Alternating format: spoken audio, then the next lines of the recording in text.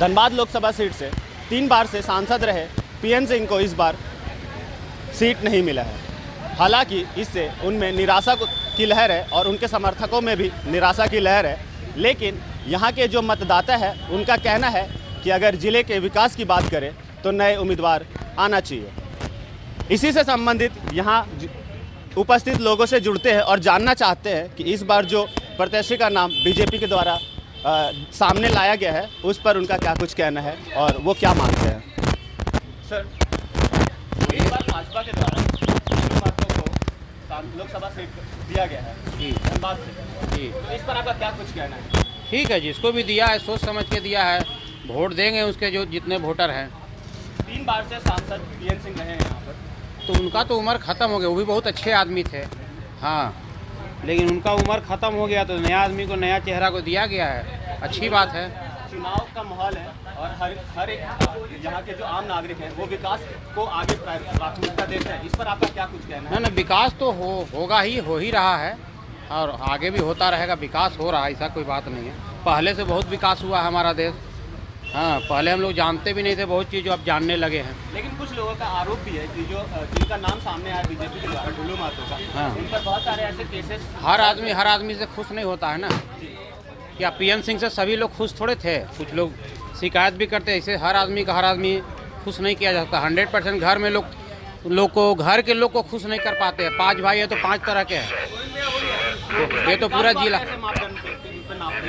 इस बार के चुनाव के बाद अगर बात विकास की करें तो आप क्या क्या विकास अपने जिले में देखना चाहते हैं। हर चीज़, पहले तो हम लोग को एयरपोर्ट चाहिए, बहुत सारी ट्रेनें यहाँ से नहीं है, बहुत जगह के लिए वो चाहिए। जैसा इन्होंने बताया कि जो नए प्रत्याशी आए हैं ढुल्लू महतो, अगर वो जीत कर लोकसभा सीट में जीत हासिल करते हैं तो उसके बाद यहाँ के लोगों का उम्मीद है कि वो यहाँ के विकास में अहम भूमिका निभाएंगे। और जो यहाँ से चले गए जैसे कि एयरपोर्ट, एम्स और बहुत सारे ऐसी ट्रेनें जो धनबाद को चाहिए वो नहीं मिल सका है, तो इसके लिए नए सांसद लड़ेंगे। यहाँ पे और भी ऐसे लोग हैं, उनसे जुड़ते हैं और उनकी बात को जानना चाहते हैं और जानना चाहते हैं कि धनबाद के विकास में और क्या कुछ ऐसी चीज़ें हैं जिन पर पार्टियों की नज़र अब तक नहीं पड़ी है। जी, आपका नाम क्या हुआ। सुमित कुमार जी, इस बार भाजपा ने अभी तक प्रत्याशी का नाम सामने कर दिया है, ढुल्लू महतो उम्मीदवार है, तो उस पर क्या कुछ कहेंगे। ढुल्लू महतो जी निर्विवाद रूप से एक क्या बोला जाए संघर्षशील व्यक्ति और ऐसे ईमानदार, कट्टर ईमानदार, जिस ईमानदारी की बात बीजेपी करती है वैसे ही ईमानदार को उतारा है उन्होंने। जिस तरह बीजेपी कट्टर ईमानदारी की बात करती है उसी प्रकार के सेम ईमानदार व्यक्ति हैं ढुल्लू महतो। क्या लगता है उनके आने उनके आने से विकास तो ऐसा होगा जिस विकास की परिकल्पना आपने ना की है। गंगा ऐसी बहेगी कि ये रोड गंगा के रूप में नजर आने लगेगी। कोई भी खदान कहाँ होगा इसकी कोई गारंटी नहीं है, क्योंकि बीजेपी की विपदा ये है कि उन्हें इस लोकसभा के अंदर कोई नेता ही नहीं मिला। धनबाद लोकसभा के अंदर 6 विधानसभाएं आती है, 6 विधानसभा में उन्हें नेता न मिला, उन्हें बाघमारा से बोरो प्रत्याशी लाना पड़ा। ठीक है, ये है बीजेपी की स्थिति। सबसे मजबूत पार्टी, विश्व की सबसे बड़ी पार्टी। तो खैर इसमें ज़्यादा कुछ कहना नहीं है, ये ईमानदारी का परिचय है। ये एक आपको सैंपल पेपर दिया गया है कि बीजेपी इस टाइप की ईमानदार पार्टी है। अब आप जिस रूप में लेकिन हाँ, ये सत्य है कि जिस हिसाब का माहौल है ढुल्लू महतो जीत रहे हैं, क्योंकि यहाँ विकास का परिभाषा ही यही है। और जो अभी हमारे देश में मीडिया का चलन है 165वां रैंक, हंगर इंडेक्स में हम लोग बहुत आगे गए हैं। विकसित करना है ना, तो ग्रोथ कर रहे हैं। 165वां रैंक पे हंगर इंडेक्स में बांग्लादेश से नीचे आ गए हैं। कोई दिक्कत नहीं, अच्छी बातें हैं, चलती रहेगी। अनएम्प्लॉयमेंट में भी आगे बढ़ रहे हैं, तो विकास दर ऊपर की ओर है, चाहे पॉजिटिविटी में हो या निगेटिविटी में हो। हम लोग निगेटिविटी में आगे बढ़ रहे हैं, तो हम लोग बहुत खुश हैं।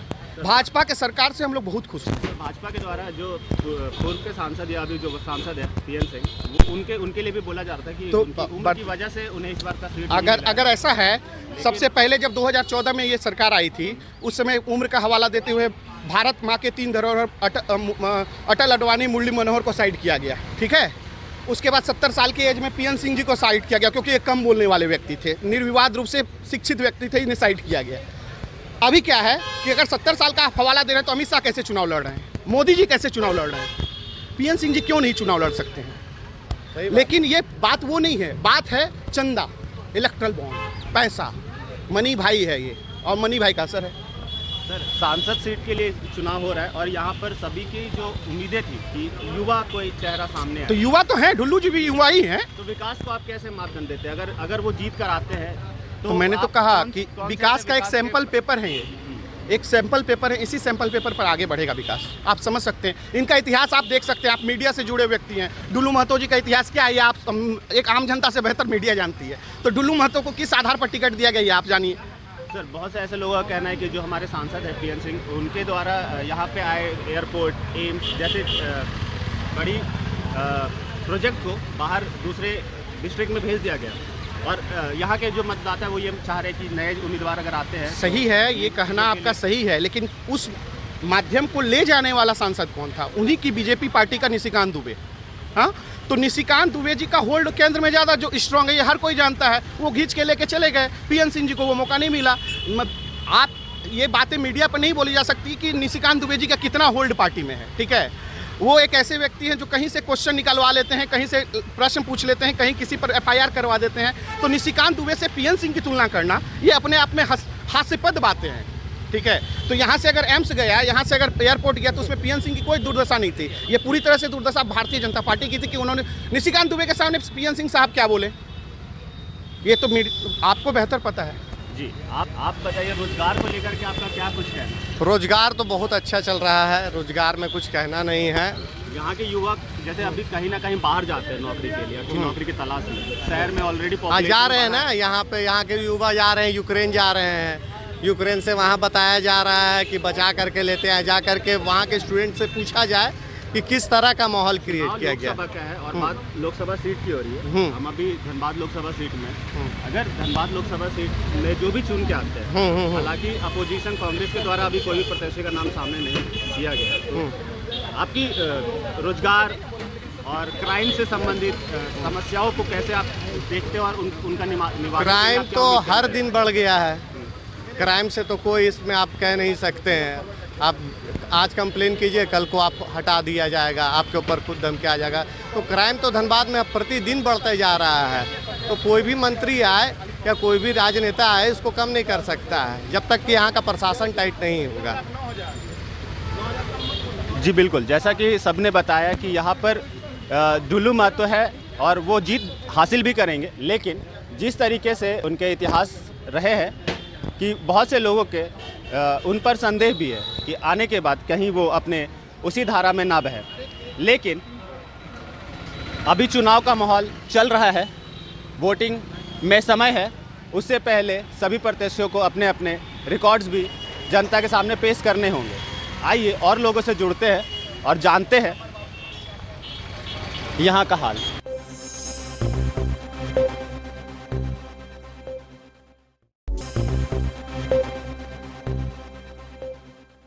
माहौल चल रहा है, सभी पार्टियों में हलचल है और उसी बीच भाजपा के द्वारा प्रत्याशी का नाम उजागर कर दिया गया। इसके बाद उम्मीद जताई जा रही है कि कांग्रेस भी एक उम्मीदवार देगी।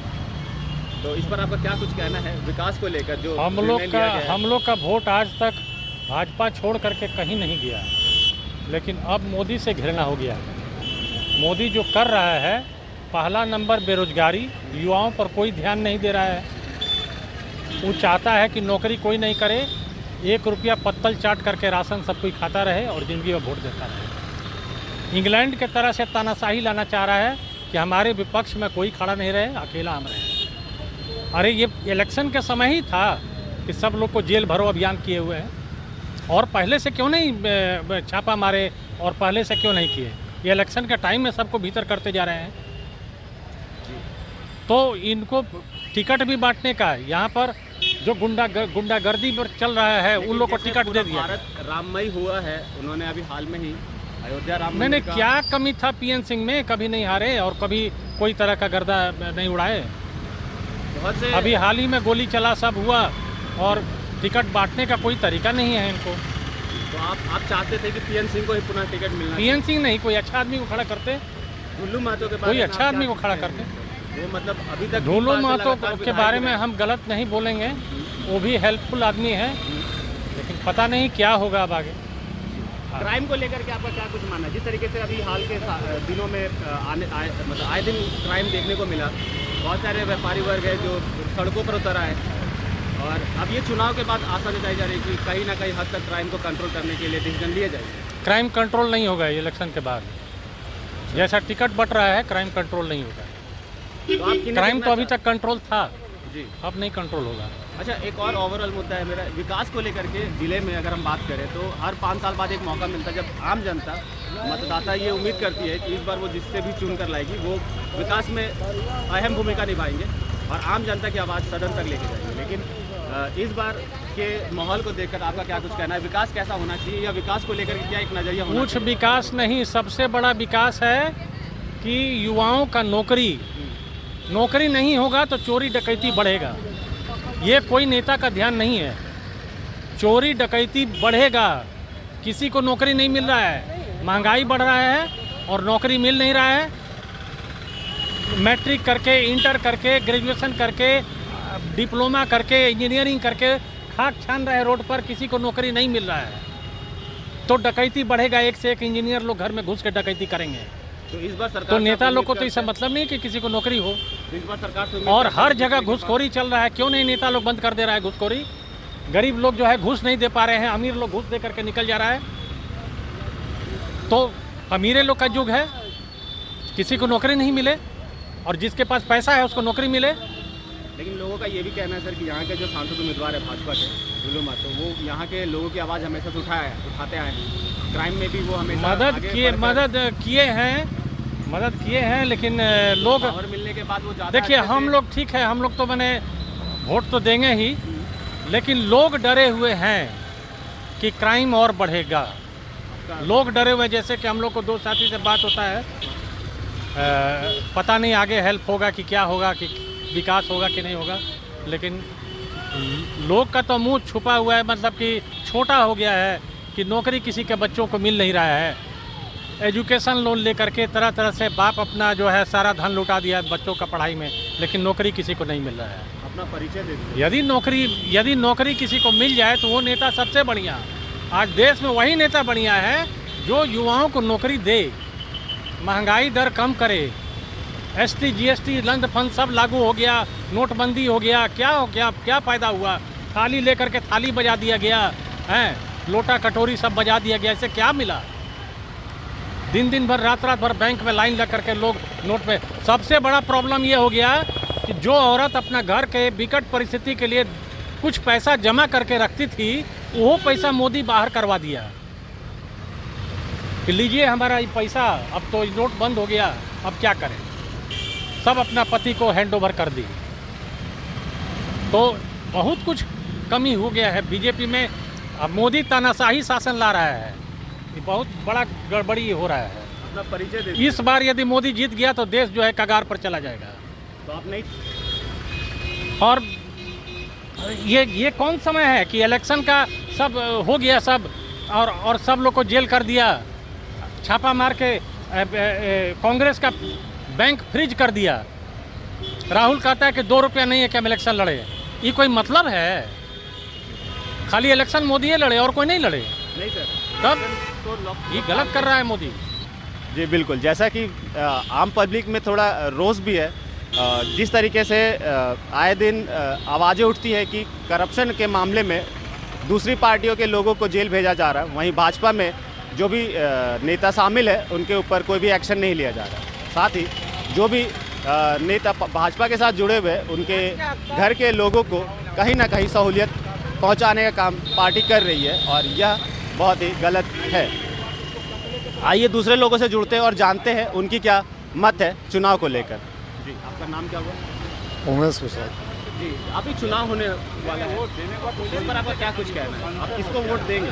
ऐसे कहना क्या है, डायरेक्ट दिख रहा है बीजेपी को वोट देंगे और किसको देंगे? ये इंडिया गठबंधन को देंगे ही नहीं देने का कारण है कि बहुत सारे कैश जो है लोगों के पास से निकल रहा है। जब वो राजनीतिक है, नेता हैं, वो विकास करने के लिए आए हुए हैं, तो उनके घर से उनको देश को विकास करना है, तो उनके घर से पैसा कहाँ से आ रहा है? अरविंद केजरीवाल का है, तो अरविंद केजरीवालों को बोल रहे हैं लोग कि ये झूठा है। झूठा किस बात का है?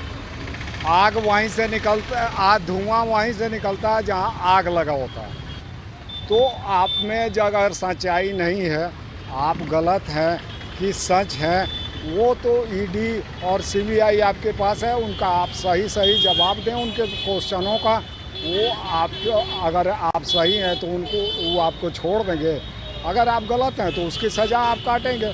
दूसरा क्या है, बस इतना ही करना है कि हम बीजेपी को वोट देंगे। लोकसभा सीट को लेकर के, विकास को लेकर के, आगे इनसे पूछिए, बाकी विकास को हम लेकर के आपका क्या नजरिया है? विकास बस हमको बीजेपी का दिख रहा है और किसी का दिखा नहीं है अभी तक। बीजेपी बहुत सारी कार्य की है, बस उसको ही हम लोग वोट देंगे। कुछ लोगों का कहना है कि जो बीजेपी है वो अपना तानाशाह रवैया अपना रही है। ऐसे कुछ लोगों के नज़र में हो सकता है, लेकिन बहुत सारे लोगों के नज़र में ऐसा नहीं है कि बीजेपी तानाशाही कर रही है। अगर तानाशाही करते रहती तो लोग और जनता इतने बुद्धू नहीं है कि बीजेपी को वोट देंगे। बिल्कुल। आइए और लोगों से जुड़ते हैं और जानते हैं उनकी भी ओपिनियन कि चुनाव को लेकर उनका क्या नज़रिया है और विकास को लेकर वो कैसे देखते हैं। जी, आपका क्या नाम हुआ? शुभ नाम? मेरा नाम प्रदीप सिंह हुआ। जी, चुनाव का माहौल चल रहा है, भाजपा ने प्रत्याशी का नाम सामने उजागर कर दिया है और अपोजिशन अभी इसी पर मंथन कर रही है कि सामने किस कैंडिडेट को रखा जाए। लेकिन हम आम लोगों से जुड़ रहे हैं और जानना चाह रहे हैं कि जिले के विकास को लेकर क्या कुछ चल रहा है सर, और क्या देखिए जिला के विकास में योगदान रहा है, विकास पहले से दिखा है, इसमें कहीं दो मत नहीं है। लेकिन हम प्रत्याशी से भी कहना चाहते हैं, जो इसके पूर्व में प्रत्याशी थे हमारे यहाँ नेता, आज रिसेंट बता रहे हैं जेपीएससी का एग्ज़ाम हुआ, दिल्ली पब्लिक में सेंटर पड़ा था, 10 बच्चे निकल गए और सारे बच्चे बाहर हैं। कोई नेता वहाँ आवाज़ उठाने नहीं गया। आज हमारे 80 विद्यार्थी पर केस हुआ है। मेरा कहने मतलब आवाज़ उठाने, नेता का मतलब क्या है कि जनता की समस्या को सुनना। जनता की समस्या किसी ने नहीं सुना, उस विद्यार्थी का नहीं सुना जो युवा वर्ग को हर चुनाव में नेता लोग यूज करता है और उसके बाद कचरे तरह फेंक देता है। मैं कहाँ देखता हूँ कि सभा लगा कि युवा लोग कर को बोल रहा है कि चलो भाई तुम्हारी क्या समस्या है। कोई भी ऐसा सभा नहीं हुआ है। मैं ये घोषणा करना चाहता हूँ कि जो भी बने उम्मीदवार जो भी बने हैं, महिला का सुरक्षा पर पूरा ध्यान दे। किसी ने ध्यान नहीं देता है। मैं कभी नहीं देखा ऐसा अभियान चला है हमारे लोकसभा में। ये सब त्रुटियां हैं, प्रशासन है, मैं मानता हूँ प्रशासन है, लेकिन आपकी जिम्मेवारी है ना। अगर कोई घटना घटती है तो आप उस पर देखिए। इसका कोई आंदोलन नहीं, कोई जन आंदोलन नहीं है, सिर्फ मुझे वोट चाहिए। विकास हुआ है, इस बात का मैं समर्थन करता हूँ कि विकास हुआ है, इसमें कहीं इसको दो मत नहीं है। पहले से विकास हुआ है। एयरपोर्ट की मांग काफ़ी समय से यहाँ के लोगों का सर, उस पर एयरपोर्ट की मांग करते करते लोग थक गए। हमारे प्रधानमंत्री धन्यवाद भी आए, लेकिन हम लोग का दुर्भाग्य है कि इस पर एक शब्द नहीं बोले। माफ़ी मांगे, जनता से मांगे, हाँ, एयरपोर्ट पर एक शब्द नहीं बोले। सिंदरी का वहाँ जाकर उद्घाटन भी कर दिए, हमारे एयरपोर्ट पर एक भी शब्द नहीं बोले। ये हमारे लिए दुर्भाग्य की बात है। लेकिन इस बार के चुनाव के बाद उम्मीद करते हैं कि जो नए भाजपा के द्वारा जो चयनित प्रत्याशी है वो अगर जीतते हैं तो वो कहीं ना कहीं इन मुद्दों को पूरा करने में अपनी बिल्कुल। मैं तो यही बोलूँगा कि बीजेपी ने मंथन करके अपने प्रत्याशी को यहाँ से घोषित किए हैं। अब जीतने के बाद क्या करेंगे ये मैं नहीं कह सकता हूँ, तो प्रत्याशी ही बताएंगे कि मैं कितना विकास कर सकता हूँ। और समय की बात है, मैं अभी नहीं बता सकता हूँ, इसलिए कि पिछले लोकसभा में जो भी हमारे सांसद रहे उससे अच्छा काम करेंगे तो अच्छी बात है। लेकिन उन पर बहुत सारे इल्ज़ाम भी लगाए गए, इस पर क्या? इल्ज़ाम देखिए, जब हमारे प्रधानमंत्री पर हाँ इल्ज़ाम मुक्त नहीं है, नहीं भाजपा भी अछूता नहीं रहे क्रिमिनल को लाने में, समझे। पहले पता चलता था कि बीजेपी स्वच्छ छवि वाले को टिकट देते हैं, वो नहीं रहा बीजेपी। लेकिन कहीं ना कहीं कुछ लोगों का ये भी कहना है सर कि वो हमेशा आम लोगों के लिए लड़ते हैं, जिसको धनबाद लोकसभा में कोई लड़ने वाला नहीं है। यहाँ के पब्लिक बहुत अच्छे हैं। भाजपा भी अछूता नहीं रह गया कि हम बहुत साफ छवि वाले को टिकट दिए हैं। विकास को कैसे देखते? क्या विकास तो सरकार करती है, करती रहेगी। चुनाव के बाद अगर हम विकास कोई पार्टी वाला विकास कुछ नहीं करती है। कोई पार्टी विकास की बात नहीं। पार्टी क्या विकास करेगी? 5% लेता है दनादन, 5% चमकता है। इस बार के चुनाव में सर कांग्रेस को मैं दूंगा, आने वाले छवि जिसका साफ रहेगा उसको दूंगा।